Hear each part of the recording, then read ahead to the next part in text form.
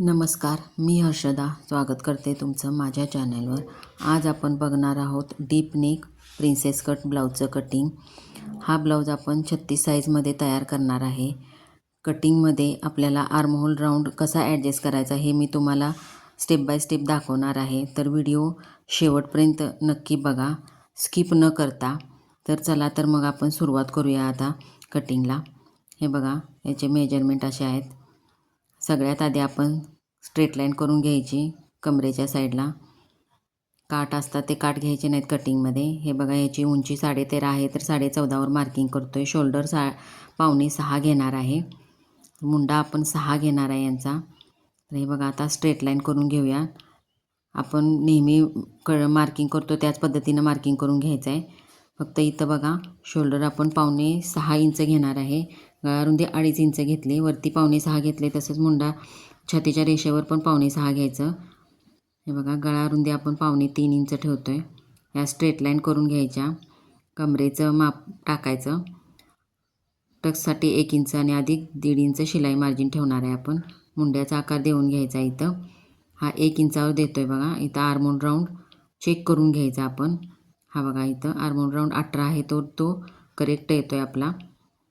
आता इथं बघा, गळ्याचा आकार देऊन घ्यायचा राऊंड नेकमध्ये. गळा आपला तयार आहे 8.5. तर आपण 9वर मार्किंग केलं आहे बघा. इथं पाठीमागचा टक्स आपण देणार आहे, तो 1 इंचाचा आहे. 4.5-5 इंचापर्यंत दिला तरी चालतो बघा. हे बघा, इथं वरती 1/2 इंच घ्यायचं. कमरेत लटकल्यासारखा ब्लाऊज होतो म्हणून. हे नंतर आपण शिलाईमध्ये कट करून टाकणार आहे.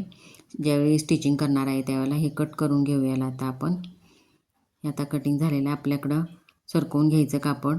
As it is back part आपण जो कट केलेला आहे तो ठेवून घ्यायचा. आता हे बघा कसं ॲडजस्ट होतं या हिशोबाने ठेवून घ्यायचं. चारी बाजूला मार्जिन राहील इतकं अंतर ठेवायचं आणि चारी बाजूने असं त्याचं आउटलाईन काढून घ्यायची.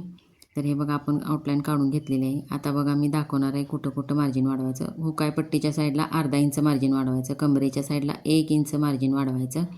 हे बघा, हे असं. आता ह्या सगळ्या अशा स्ट्रेट लाईन करून घ्यायच्या तिन्ही बाजूला. हे दाखवलं आहे असं. हे बघा, हे आता इथं बघा, आपण गळारुंदी ठेवलेली आहे 2.5 इंच. गळ्याची उंची 6.5 आहे. तर 6.5वर घ्यायची. 6 इंच तयार होणार गळा. 3.25 इंच ब्रॉड ठेवलेला आहे मी. फ्रंट गळा ब्रॉड ठेवला की चांगला दिसतो बघा प्रिन्स कटमध्ये. तर आता इथं बघा, टक्स पॉईंट आपण 11 इंचावर घेणार आहे. हाईट जास्त आहे म्हणून. हे बघा, बॉडीवर 11 इंच येतो आहे म्हणून 11 इंचावर घ्यायचा. हे बघा, आता कटिंग करून घ्यायचा बरोबर. हे असं आपल्या साईडला वळवून घ्यायचं असं, तर आपल्याला मार्किंग करायला सोपं पडतं म्हणून. हे बघा, टक्स पॉईंट 11 इंचावर घेतलेला आहे आपण. आता इथं छातीचा 10वा भाग घ्यायचा, अधिक 1/2 इंच घ्यायचं आणि खालच्या बाजूला कमरेच्या बाजूला छातीचा 10वा भागच घ्यायचा, म्हणजे वरच्यापेक्षा 1/2 इंच कमी घ्यायचं.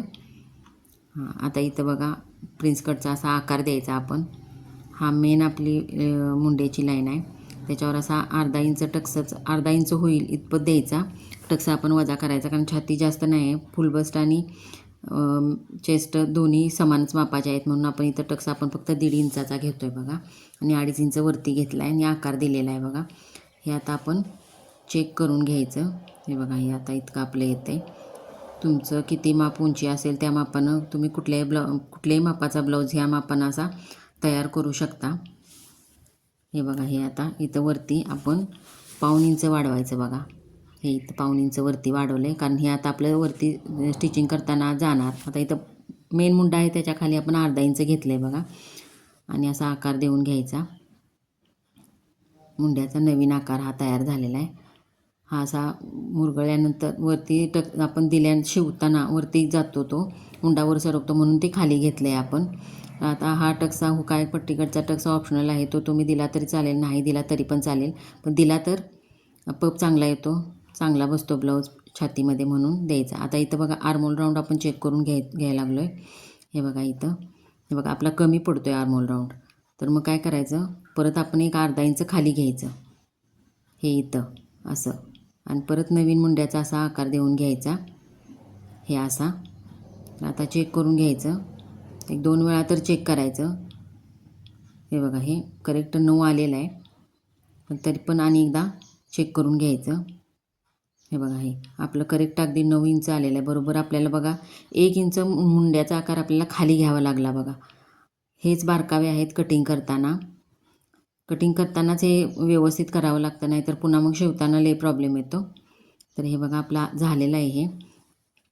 तर आता आपण बॅक पार्ट घेऊन बॅक पार्ट किती खालून कट करायला लागतो याचा अंदाज घेऊयाला आपण नुसता. हे आता आपण कट करत नाही आहे, तो आपण शिवताना कट करणार आहे, बॅक पण आणि फ्रंट पण.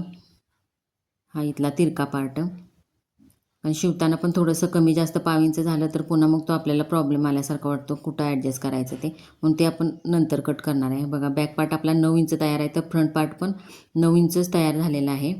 तर हे आपलं करेक्ट झालेलं आहे कटिंग. तर आता आपण हे कटिंग करून घेऊयाल. टक्स व्यवस्थित आठवणीनंच कट करायचा. ब्लाऊज छातीमध्ये चांगला बसतो बघा फिटिंगला. मुंडा नेहमी आर्महोल राऊंड नेहमी आपण चेक करूनच कटिंग करायचा. हे बघा हे मेन फॅब्रिक आहे याच्यावर हे कटिंग करून घेतो आहे आता. माझा व्हिडिओ थोडा जरी आवडला असेल तर लाईक करा, शेअर करा, चॅनलला नवीन असाल तर सबस्क्राईब करा आणि कमेंट करायला अजिबात विसरू नका. धन्यवाद.